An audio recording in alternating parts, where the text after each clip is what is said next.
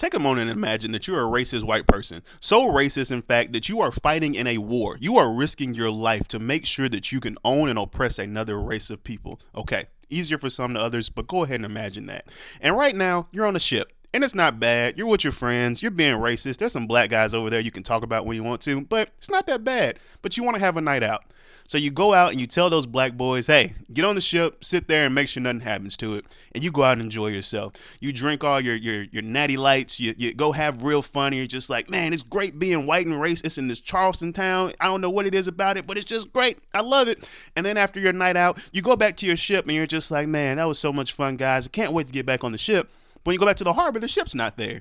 And you think in your little racist white brain, man, I know I parked that ship right here.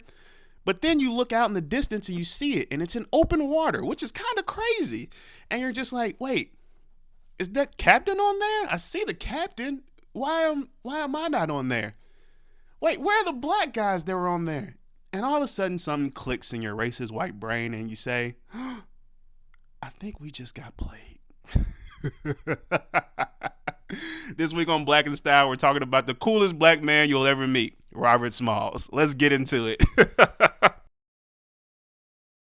Robert Smalls was born on April 5th, 1839 in Beaufort, South Carolina. He was born into slavery. I keep telling you, all these start so terrible. He grew up with his mother, Lydia, who was enslaved by a wealthy man named John McKee, and Robert grew up around the McKee property in Beaufort. Now, Smalls worked several jobs around Charleston Harbor before becoming an experienced sailor. He learned the waterways, currents, landmarks, and Confederate military positioning surrounding the harbor, just because that's what he was paid to do. So it was just kind of like, all right, this is normal. I grew up around it. No big deal. He became so skilled that he officially performed the duties of a ship's pilot, although racial restrictions prevented him from actually holding the title. You know, be better than everybody. You know, you're black. You got to do everything and 10 times better. Yeah, okay. That sounds like something we should live by. He then got married to this woman named Hannah Jones, another enslaved woman who'd already had children, and they eventually had more children together. Smalls wanted to buy his family's freedom, but freedom was expensive. Just think about the sentence I just said. Freedom was expensive. I don't want to talk about it. Actually, I do want to talk about it. Think about how capitalism has tricked you. They have told you that freedom costs money. At least that's what they told slaves here. And you think they stopped telling us that? You think that's gone away? No, freedom now actually costs money, because what did they tell you? Oh, if you get financial literacy, it'll be the real source of your freedom. Freedom should be free. I'm done. Sorry. Now, even though Smalls was allowed to keep a portion of the money he had earned working on the waterfront, purchasing his entire family would have taken him years. And then the Civil War began, so he couldn't even buy his freedom. Oh man, Civil War, why you had to do that? Now, Charleston, the actual place, was one of the most important ports in all of the American history when it came to the Civil War. And Robert Smalls suddenly found himself working aboard a Confederate vessel. It was called the CSS Planter. Now, Smalls wasn't technically the captain, but he was paying attention to everything the captain did. The signals, the racist stuff, the how to do this in this currents, how to be racist, all the basic stuff. And once he learned all of it, he made an interesting decision. On the night of May 12th, 1862, the white Confederate officers aboard the Planter left the ship in Charleston to go do the Charleston. That left Smalls and other black crewmen aboard. Smalls saw his opportunity. In the early hours of May 13th, next day, he and the crew took control of the ship. But they couldn't simply sail towards freedom. Charleston Harbor was heavily defended. Confederate forts surrounded them, including Fort Sumter. You should know that, but I'll get into that later. Getting caught would mean absolute death. So first, Small navigated the Planter to where his wife was. I love this guy. He was just like, baby, I'm going to be free. You gonna be free too. Get them kids in there. Come on, girl. I got this Confederate ship. They all climbed aboard. Now, Smalls wasn't just risking his own life. His entire family was on there. So he was thinking, all right, I got to do this right now. First, I was just playing. Now, I got to actually get us free. So Smalls reportedly wore the Confederate captain's clothing and used his knowledge of the captain's mannerisms to help disguise himself from a distance. As the Planter passed Confederate checkpoints, Small gave the appropriate whistle commands. That's not accurate. I just made something up. And they kept letting them through. Checkpoint after checkpoint until the ship approached Fort Sumter. Smalls gave the correct signal once again, and the Confederate soldiers allowed the Planter to pass. Once they were beyond Confederate defense, the crew lowered the Confederate flags and raised the white flag and sailed directly towards the Union blockade. They were just like, help us, please. Now, at first, the Union soldiers didn't know what they were looking at. It's just a big Confederate ship with a white flag. They were just like, these racist people, they like white so much they made the flag white. Like, come on, bro. But Smalls surrendered the vessel and everyone aboard to the Union, and he had just escaped slavery by stealing a Confederate ship. And he didn't arrive empty-handed. The Planter was the best thing you could bring if you were a slave trying to tell these other white people, I'm a good guy. I just got you a whole ship.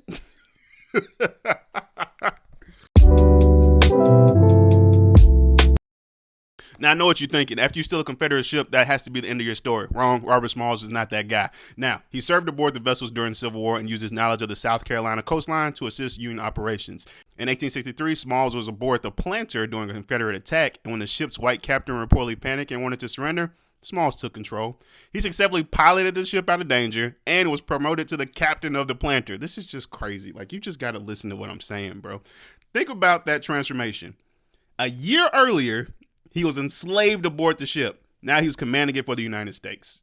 Shout out to him. But his biggest impact might have come after the war. Afterwards, he returned to Beaufort, South Carolina, and there he did something incredibly symbolic. He purchased the house where his former enslaver had lived. Sorry, that just makes me so happy. And the man who had once been considered property now owned the property. Bro, shout out to Smalls, dog. Smalls became involved in business, education, politics, all that during Reconstruction. He helped advocate for public education in South Carolina and became involved in the state's Republican Party. Not that Republican Party. It was different. It was different.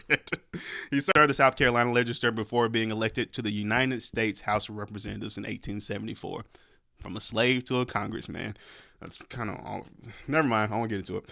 Smalls will ultimately serve 5 non-consecutive terms in Congress between 1875 and 1887. But, of course, Reconstruction didn't last. White Southern Democrats regained political control. Get out of here, blackies. You're not going to have Congress. I don't know why you thought you were supposed to be here. We're still racist. Sorry. Well, not sorry, but it's what's true. Black voting rights were increasingly attacked through violence, intimidation, and discriminatory laws. You know, white pride or white riots. That's what runs this country, obviously. Now, Smalls spent much of his later political career fighting against the deconstruction of rights for Black Americans that we had gained after the Civil War. And even after leaving Congress, he remained really influential figure in South Carolina. But he died on February 23rd, 1915, in Beaufort.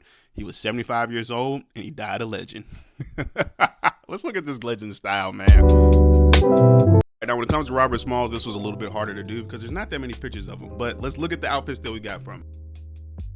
All right, outfit number 1. This is him when he was basically enslaved and on the ship, and I can tell you right now, that afro looks amazing. I'm just saying. I know it's not the best thing in the world, but that afro looks amazing. He's in a suit. He looks great. Like I said, don't have many pictures of him from this time, but this one's solid.